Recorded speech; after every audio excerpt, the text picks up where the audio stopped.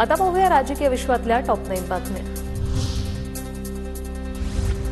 आदित्य ठाकरेंना ताब्यात घेऊन चौकशीची गरज का, पटवून द्या। हायकोर्टाकडून याचिकाकर्त्यांना 2 आठवड्यांची मुदत। दिशा सालियन प्रकरणात आदित्य ठाकरेंच्या चौकशीची याचिकेतून मागणी।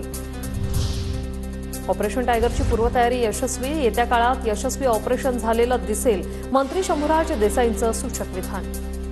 डॉक्टर आंबेडकर साहेब या ऑपरेशनची पूर्वतयारी चांगली करतायत आणि टीमवर्क म्हणून सगळेजण, आणि तुम्हाला यशस्वी सक्सेसफुल ऑपरेशन झालेलं दिसत।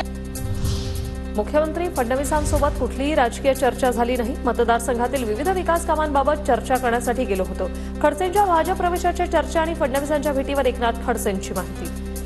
देवेंद्रजींना मी माझ्या मतदारसंघातील विकास कामांच्या संदर्भामध्ये भेट झाली। भाजपमध्ये जाणं किंवा प्रवेश करणं याबद्दल कोणतीही चर्चा किंवा कोणतीही राजकीय चर्चा या बैठकीमध्ये झाली नाही। पुण्याच्या देहूत विधानसभा निवडणुकीत विरोधी उमेदवाराचा प्रचार केला म्हणून राष्ट्रवादी काँग्रेसकडून 3 नगरसेवकांवर कारवाई। निवडणुकीवेळी 3 नगरसेवकांकडून सुनील शेळकेंविरोधात प्रचार। पक्षाच्या बैठकीत कारवाईचा ठराव मंजूर। मराठ्यांची गद्दारी कराल तर फळं भोगायला तयार रहा, जरांगेंचा इशारा। आंदोलनासाठी लवकरच आझाद मैदान, शिवाजी पार्कची पाहणी करणार। एकदा पाहणी करायची, कसे ग्राउंड मोकळे आहेत काय, एकदा ती पाणीची तारीख मी डिक्लेअर करतो आम्ही। आता माघारी नाही येणार आम्ही, आम्हाला जायला तयारी करावी लागते मारणाची, त्याच्यामुळे आता बसले की काय बसणार आहेत। मग माझ्या 36 गुंठे जमिनीचा घोटाळा झालाय, सारंगी महाजनांचा धनंजय मुंडेंवर आरोप।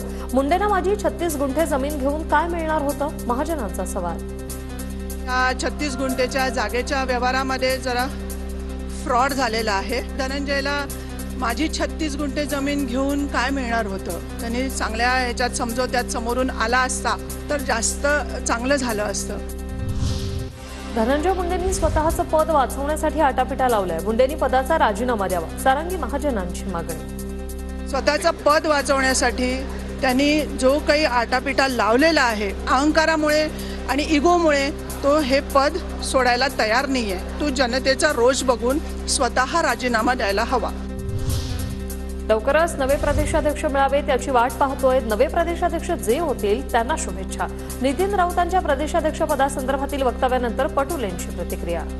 आम्ही तो लवकर वाट पाहतोय, नवीन अध्यक्ष लवकर व्हावं याचं आम्ही पाहतोय। ज्यांना व्हायचं असेल त्याला आमच्या शुभेच्छा। कोल्हापूरचे माजी खासदार संजय मंडलिक यांचं महायुतीकडून पुनर्वसन होण्याची शक्यता। विधान परिषदेसाठी संजय मंडलिक यांचं नाव फायनल झाल्याची चर्चा।